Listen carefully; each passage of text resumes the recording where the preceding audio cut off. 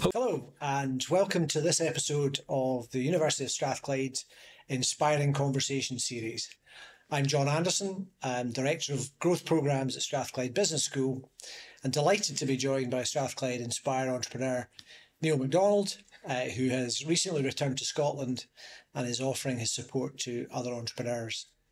Now, Neil has extensive international business experience, including over 12 years in senior technical and supply chain positions for the Coca-Cola company. Welcome, Neil, and thanks for joining us today. Thank you for inviting me, John. Somehow feel maybe I'm here under false pretenses as I'm really an entrepreneur. I wouldn't maybe go with that definition, but I'm delighted to be here and share what I can and obviously learn from yourselves as well. So thank you very much for the invitation. So to start, Neil, can you tell us a bit about yourself, your career, your background, and what did you set out to achieve and how's that turned out? Yeah, well, so state school education in Scotland, which I have to say has served me well. One of the suburbs in the north side of Glasgow University mechanical engineering degree, and that led me into working very close to here at Strathclyde in Tennent's Brewery, where quite frankly you learn about man management in a fairly brutal way. That was great because it rubs a lot of edges off you. You learn the basics there about managing people, managing process, and doing that with an organisation that had a very, very good management training programme. That led to me getting itchy feet after a few years, where I came to Strathclyde to do my MBA, 1991, which was again another fantastic experience. And popping out of that, I got an international role, which is when I first left the United Kingdom in the end of 1991, which basically with Pepsi Cola International. And I finished off heading to Nigeria, which was the first overseas assignment. So quite good fun. Do you want me to go on? Because it's a long 30 years since then, and many adventures and many, many different experiences from there. So, given these multiple roles, this to me is always really interesting. Some people think that they start a role or a career and that's one company for life, one career. Mm-hmm. Experience suggests now that actually lots of different experiences is more helpful as you develop as a leader. Can you maybe share some of the things that you've learned from individual experiences and give some examples of really learned that one and I didn't know that I needed to know that type of thing? So I started off and had no master plan. But you have a set of values and you have a certain skill set that you bring through training or engineering and the business combination. And, you just mentioned in the startup that I worked for Coca-Cola, and my first overseas job was with Pepsi Cola. And the reason I believe I was acceptable to both was because you didn't switch to try and steal secrets from one another. You had genuine things that you could add to those organisations. And I was headhunted across from Pepsi to Coke through people who'd heard about what I did. And we did that in a way which was acceptable to both organisations.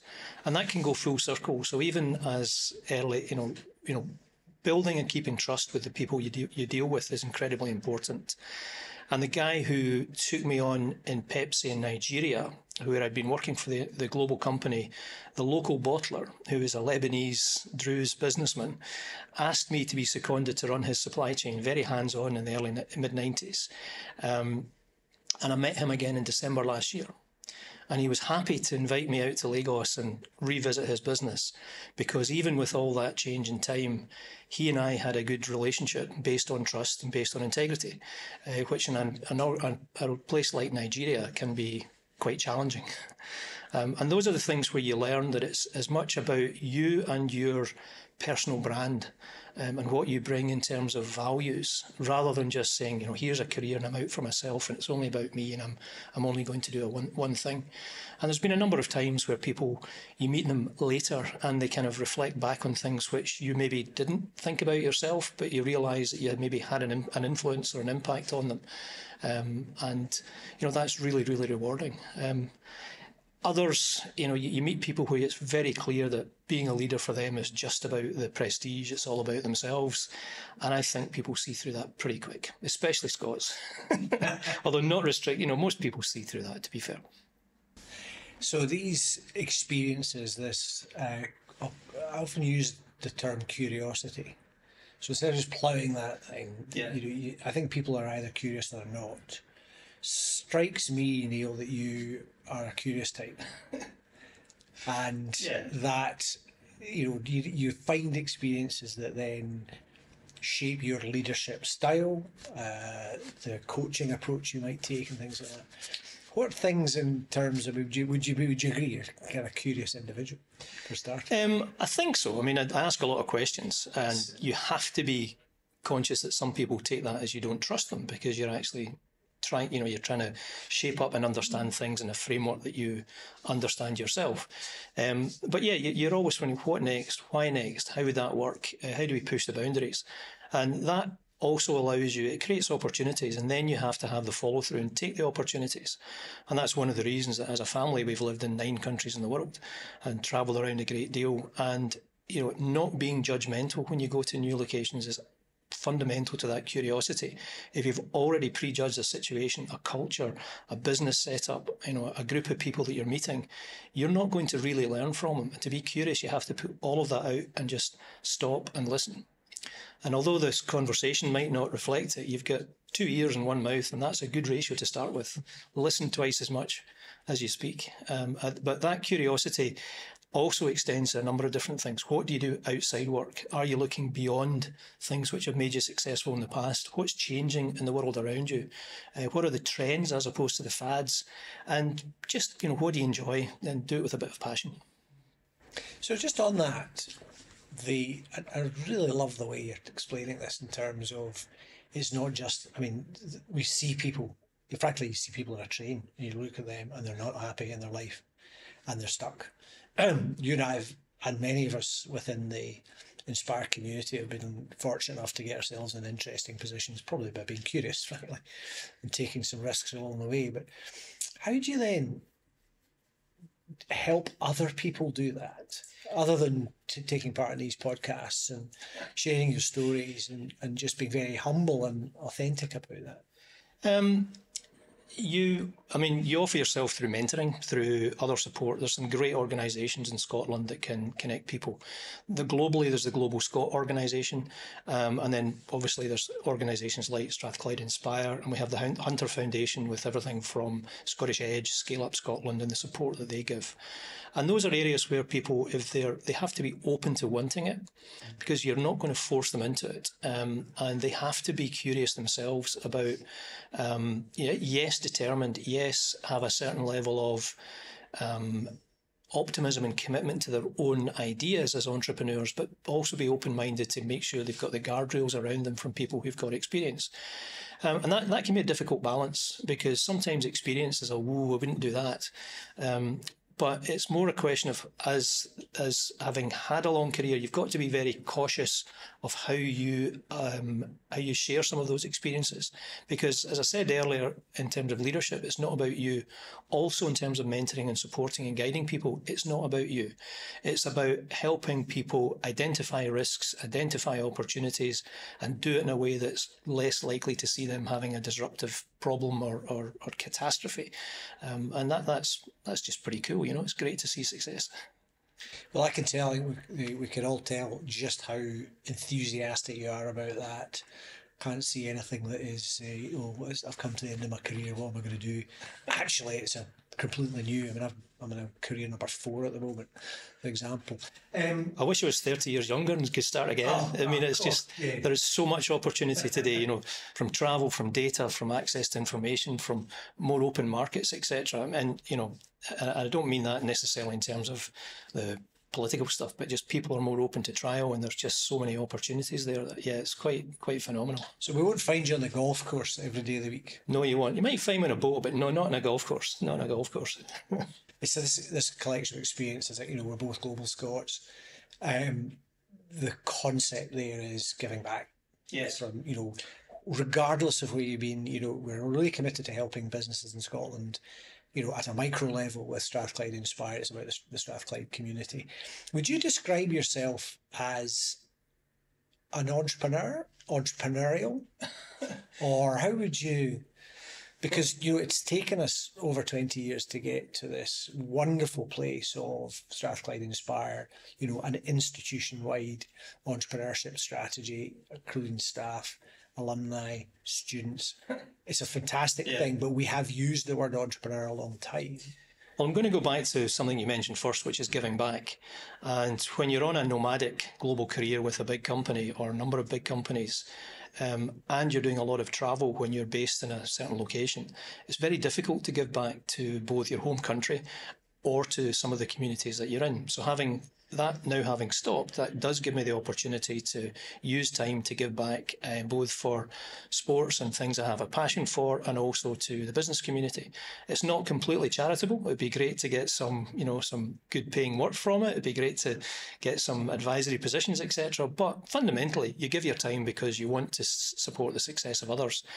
And what's very interesting as a Scotsman coming back to Scotland, having come from this education system, it's interesting to see how the universities and public sector are really trying to get some synergy between business, between people, and between innovations. Scotland has got a great history of that, and we're now starting to see through Scottish Enterprise, through a whole range, and there's so many of them that it's actually quite confusing. Somebody should create a list of them to understand what they do. Are they competing for the same people, for the same pots of money? But the fundamental behind that is there's a lot of intention and goodwill and resource available to say, how do we take great ideas, empower people to run with it, give them the support, and at the right time introduce investment and ability to scale up and make those into really successful organisations. And that, we're not alone in doing that here, but it's really good to see how not just Strathclyde but other universities in Scotland are all trying to do the same path. So given your career, Neil, and clearly not a pure corporate man, would you describe yourself as an entrepreneur or entrepreneurial? Or what type of, is that something you would recognise as a term? Maybe entrepreneurial in terms of thinking, because even within the corporation, you're trying to look for new solutions that are maybe not part of the standard playbook. And there were a few examples that we had both in Central Europe with the Coke Hellenic team and out in China and areas where you're really trying to see, you can see a different business opportunity, and you can understand that within an existing corporate ecosystem, it can be difficult for people to push against that and do something genuinely disruptive or supportive of change.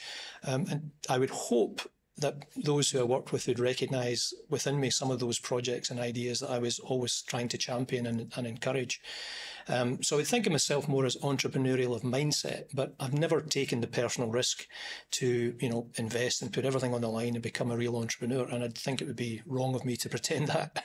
It would be very quick. You'd find that I've not done that. And that's the great thing about those real entrepreneurs who are prepared to take that risk and some of them incredibly successful. And I don't think we're good enough at celebrating that in the country. The green jealousy comes out sometimes, and we don't like to admit that the boy next door was much more successful than me. Our American cousins are better at doing that, but we need we've also we do have some great entrepreneurial businesses in all the different sectors, and we should be learning from that and encouraging people to do that, to follow that same path. I really love your entrepreneurial mindset, because that's what it is. Yeah. Again, we go back, we've been teaching entrepreneurship at Strathclyde for 20 plus years. And I remember those early days where, can you use that word? A very, it was not a common thing. In fact, one of the very early things which some listeners will remember would be there was a birth rate strategy for Scotland, a sort of strategic thing that Scottish Enterprise produced, and the measure was they called the E index, which was in mainstream media, how often the word entrepreneur was used. And the success rate was a chart. It was amazing, built over 5 years of the number of times, because there was a long education process of the whole, where are the role models? Yeah. We'd had this incredible wealth creating nation, which we seem to have lost direction on. And a lot of people have put the last 30 years of hard work to do that. I think it's changed markedly.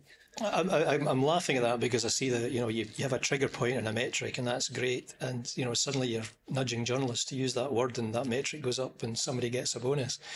But we've got some great entrepreneurs in Scotland who maybe wouldn't recognise themselves as entrepreneurs. Some of the big family businesses that have established in construction, in food and drink, in manufacturing. And they would just say, no, I'm just me, it's what I did. But if you were to back analyse it using today's terminology, absolutely they were entrepreneurs.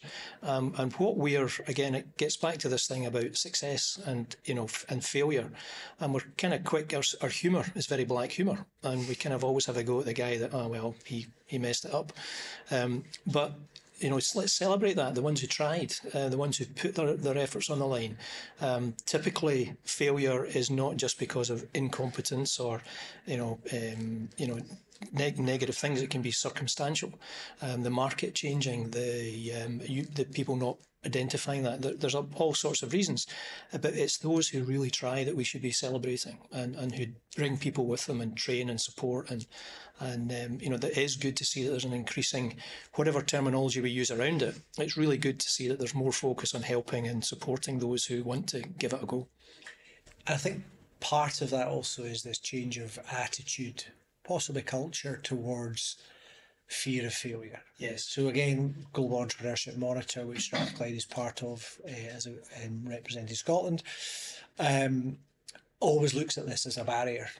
What's the barrier? Well, we're a small country, and also people feel that if you have a financial failure and you fail as a director, that's a real stain on your character.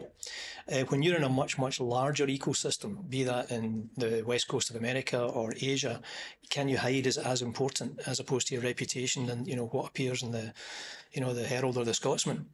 So there is a bit of that in terms of a small community and your visibility within that community for trying and not being successful.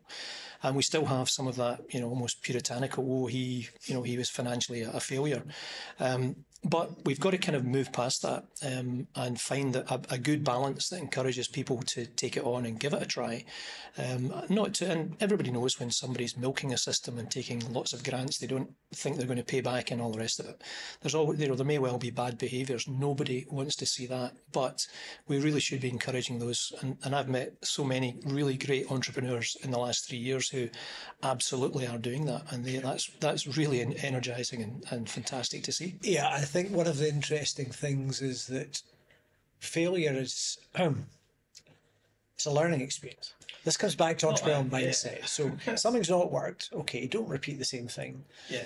And that, I think culturally, that's where Scotland has changed in the last 20 years dramatically, because you've got environments where there are comfortable places. So Strathclyde Inspire, each of the elements of it, the work we do in the business school with peer learning, peer support and growth programs, create an environment where you learn from everyone else's mistakes. If they're open, if they're willing to share those and feel comfortable about doing it. And that's the big change that I've seen. Is that there's more of a willingness to do that. It needs to be encouraged constantly, because it just takes one.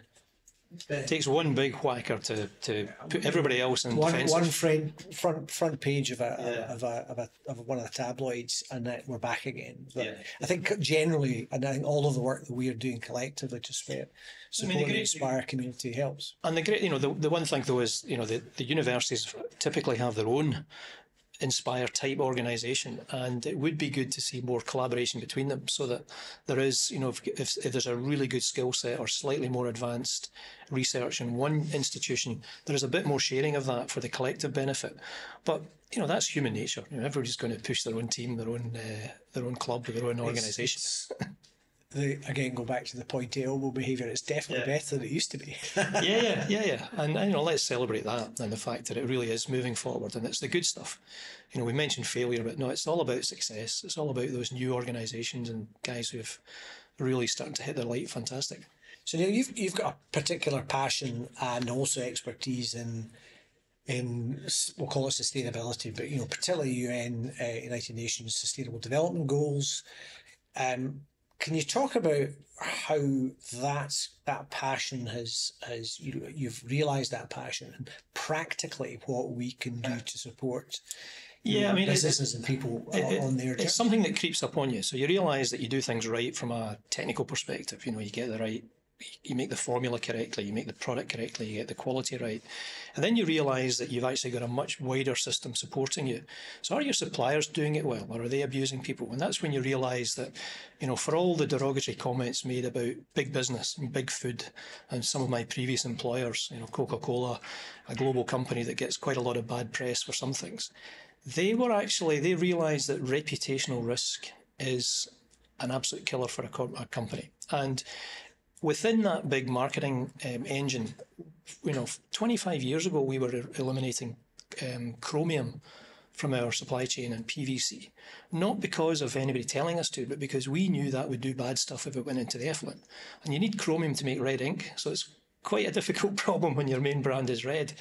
And then you realise that, you know, through good publicity from NGOs pointing out about the bad malpractices in manufacturing of, you know, marketing materials, we need to make sure we understand how our suppliers are behaving. And supplier guiding principles became a really big focus in terms of making sure that suppliers were operating ethically and correctly and in a good way. And when an organisation signs up to some of those goals, you think, oh goodness, what does this mean? But what you realise is actually it's the best insurance policy you could have. You've got to be a step ahead of it. You've actually got to do things correctly. And although that might mean, you know, an argument from one of my country managers saying, you know, I'm at a competitive disadvantage because I'm not using PVC for my labels and everybody else is, well, sorry, live with it and get on with it, because we will have a long-term competitive advantage. And you're now seeing that reflecting through in terms of not just people practices, but in terms of carbon and so the old supply chain ethos of cost, quality and quantity being the three things that you manage, and managing any two of them is quite easy, but managing all three is a trade-off. You've now got carbon to add to that, and that will be your scope 1, scope 2, scope 3 carbon, and not just knowing what it is, but being able to do something about it. And that's where you start to realise that you can have a significant role, both in terms of what you do within a large company and what you do as an entrepreneur and what you do with startup businesses, by having an eye to the future for that and realising, like it or not, we shouldn't be overheating the planet. Like it or not, we should be understanding waste. And those are Scottish principles. You know, when we wear through our shoes, we get a new sole put on it. Some of our other colleagues would chuck them away and get a new pair. So we are thrifty by nature. So we're actually got a good mindset in terms of waste not, want not, right? And those are actually, that's fundamental to good, sustainable practices. And the other element of it that you realise, it's actually about the hard stuff. It's about organic chemistry. It's about thermodynamics. It's about understanding polymers. You know, plastic-free world sounds great, but, you know, understanding polymers and polymer technology and how to change it, those are the things which will have a big impact. And that, to me, creates massive opportunities, real opportunities for entrepreneurs and for other businesses to come and do something about it, rather than just sitting back and saying, this sustainability thing is putting more hurdles for me and more handicaps for my business. And that's what you realise as time goes on, and more of your focus, you know, the day-to-day works, it was looking ahead. Do we have good sources of agricultural products? Are they free from contaminants? And as you get more and better analysis of that to greater fidelity, you realise there's a lot of stuff out there that you have to either clean up or not source from. So that's where it kind of grew up and came from. And that's where, particularly as you look ahead, I think there's a huge opportunity for business, both at a very small scale to help fix and at a global scale to help introduce and use those ideas to make sure we're on the right trajectory. I find that fascinating, because what the programs that we're running for growth companies, we're presenting the changes that are happening, that have to happen, yes, as opportunities. Use that. Absolutely, it's opportunity. If you think opportunity, where you are in that supply chain, how you can help your clients and their clients and their clients, so that it is not just seen as this, you know, I hate the term greenwashing, because the media and activists keep using it. Sometimes they're right. Yeah. The problem is that I mean, you've just given us a perfect example of, we started doing the right things 20 years ago because And that's maybe a story that's not told well enough. But it's a story you can't tell for yourself, because it's and there's a bit of a difficulty there. And there are things where you can be critical of all sorts of global brands, whether it's in pharmaceuticals or whether it's clothing or whether it's automotive or whatever. But fundamentally, if the consumers lose trust in them, they will start to see big hurt to their bottom line. And when you have those responsibly run global companies, you will find that they are trying to get ahead of it and trying to do the right things. And they have actually got as much of a need as anybody else. They are staffed by individuals who have grandparents, who have children, who have families, who have brothers and sisters. They're actually staffed by people who also care. So it's always that piece of finding that right dialogue with them to make it constructive. Greenpeace and Shell, guess what? We all want clean oceans. I don't think anybody that I know that worked for Shell actually wants to pollute the oceans.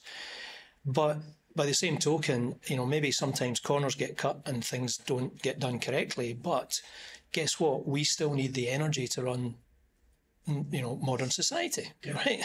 And we've got to have a joined up discussion on these things, with taking a bit of the emotion out of it and avoiding people using it just to bang the drum about their single issue. Yeah. And the point score. Remember, you'll probably know the story when John Mackey was getting Whole Foods in the US off the ground. He talks about being at a big trade fair, and they were sourcing, originally trying to source organic foods for the US market, when a huge market at that point. And there were activists, protesters in the corner, and he made a point of going over it and engaging with them. Yes. And he talks, everyone talks now today, it's about stakeholders. It's not about just the shareholders. Stakeholders include people whose voice you might not agree with, but they might have something. And he's very explicit in his book and going, I hadn't thought about that. Let me go away and look at it. And again, if you look at good corporate governance, and one of the things I did when I returned was the Financial Times non-exec directors course, because it's thorough and deep. And your role as a director of a company is to stakeholders, not only to shareholders. So that means that you do have this wider responsibility to the world around you, and not just to those who've invested directly into your business or your direct employees. And that's an interesting distinction. And you look at some of these arguments and the different groups, and if you take, for example, vegan agriculture, in the intention to make it chemical free and all very nice, they actually can't do the zero-till agriculture where you don't plough and you minimise disruption of soil, but you maybe put down some chemicals and some fertilisers. So in the cost of avoiding to do zero-till has a lot less diesel per hectare than doing your organic, organic farming. And it's like, in wanting to do things without additives, they're actually creating a bigger need to use a fossil fuel and create emissions, which is slightly counterproductive. Now, I don't mean that to ridicule anybody. It's just you actually have to get the full facts, the full circular facts.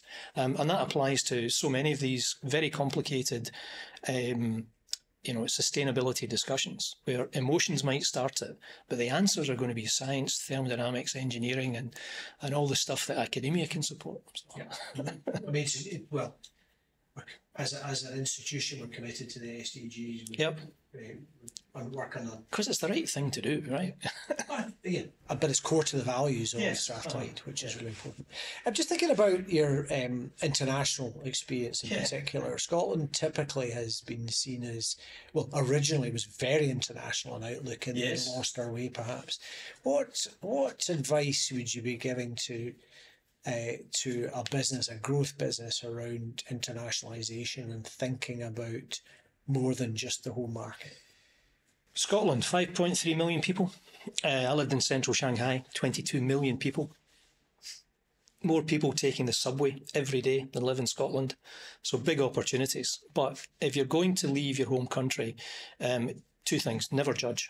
You will meet different regulations, whether they are homologations for cars, electrical safety, food and drink regulations. It's going to be different. Don't judge them. Put yourself in the shoes of the local market. You're the foreigner. You're the guy coming in from outside. So you do have to adapt. However, and be realistic. So do your research on that. we mentioned the Global Scot Network. Use that to get good insights from people who are already in the market so that you've got as much resilience and preparation for when you go in. Don't be naive. You cannot live on, tartan, golf and whiskey, right? Those are great industries. Those are good talking points when you meet people socially. They're meaningless if you're selling something else. So the view that people have of Scotland, who when they're not living in, they're not Scots and they're in other countries, is quite different from our own image. So you actually, as Rabbie Burns, see ourselves as others see us. You really need to be out there and make sure you think about yourself as you might think of maybe a Chinese or a Korean company coming into Scotland. Is there opportunity? For sure there's opportunity, massive opportunity. You need to be cautious about who you engage with in terms of partners and in terms of, the legal structures that you then get engaged with, because not everybody's going to go back to the Glasgow Sheriff Court if you have a dispute. You need to understand what it means in terms of exchange rates, in terms of liabilities. There's a whole bunch of sort of technical complications, but you will find really good resources available through Scottish Enterprise and a whole range of other, formal bodies that will point in the direction ultimately to people who've done it before you. And that's where a bit of time listening and learning and understanding what that might mean to you could be very, very valuable. And also creating that community where people are willing to share experiences with each other. They're more, and that is one of the most delightful parts, because you find that people do want to share and they're very open with it and they're very generous, probably even more so outside Scotland when you meet them. They're delighted to see somebody from the old country, and coming out and helping you. But they're not naive, because guess what, others have done it before. But if you've got something really good, also be selective about which market. Don't always go for the biggest and most glamorous and the most fashionable one. I just said 22 million people in Shanghai. That's a tiny portion of the 1.4 billion people in China. So you've got to really understand that within, just that one country, it doesn't fit. If you draw it to the same scale as a map of Scotland and put it on a piece of paper, you need an awful lot more paper. Think about which countries' economic stability, market potential match versus what you've got. Can you scale up appropriately for those different markets so that you're quite considerate about where you go and not just following what's what people may say, oh, that's got to be the growth area to go for. So that's also another massive consideration. And in doing that, can you protect yourself in terms of critical IP, because you can't IP everything, and good partnerships and good relationships, which may not work first time. So huge opportunity, different pitfalls from operating at home, but be really selective and find those markets and, make sure that should things not work out as you planned, it's not going to bring down your whole enterprise. Very top line stuff, pretty generic. I'm sure most people have heard that before. But the one thing really is go and listen to your pals. Global Scot Network, through the British Chambers of Commerce, through all of those different avenues, you will find people who will, they'll quietly take you into a corner and give you some good advice or point in the direction of people that they have trusted and have worked for them. One lesson from your career so far, let's say, that you think everyone, is that a kind of key thing that everyone should just that one thing that everyone should learn in their life at some point? It's be yourself. It's so tempting to, within the culture, you've got to respect the culture of the company you're working for, but don't allow that to change your own fundamentals. And I've been fortunate that I've worked with companies that do have good ethics and do have good, still do have very, very good principles that they're operating to. But you've got to be authentic within that. And, it's somehow doing that without feeling, as soon as you try to put on a persona or a facade, people will see through that. And of course, it goes without saying in terms of ethics, just because you're far from home and the phones don't work as well, you're in Nigeria, it's early 1990 and somebody offers you a backhander. Guess what? Don't take it, because it will come out in the wash and you've crossed that line. And never forget a very early meeting in a bar in Lagos, and a good friend saying, well, there's two types of people in here, those who've crossed the line and those that haven't. So you've got choices to make, son. And that can be really quite difficult because it creeps up on you, especially in other cultures, and people say, no, that's the norm here. No, that's just tea money. That's just, baksheesh. That's just whatever. And you've got to be clear in your own mind about how you deal with those things in a way that you would be comfortable with if they were made public. So that and your own personal integrity, and just have a laugh doing it. Well, I think that's a fantastic way of finishing, Neil. Thank you so much for sharing with us today. You're very welcome. It's brilliant to have you part of the Inspire community. We're blessed with talented, experienced people like you, generously giving you your time. So thank you very much. John, I feel I'm almost here under false pretensions. There's so many more who've given so much more that, I'm just very pleased to be able to do, a small part and help. And thank you very much for the invitation today. That's it for this episode of Inspiring Conversations. Thanks for joining us, and look forward to seeing you for next month's episode. I'm John Anderson, and we've had the privilege of listening to Neil McDonald today. Thanks very much. Thank you. And that's it for this episode of Inspiring Conversations. Thank you for joining us, and remember to hit that subscribe or follow button on whichever platform you listen to your podcasts on. We'll be joined next month by another inspiring entrepreneurial leader. To find out more about Strathclyde Inspire, you can find us on Instagram, LinkedIn and Twitter, or search for Strathclyde Inspire on the University of Strathclyde website. Thanks again. Bye now.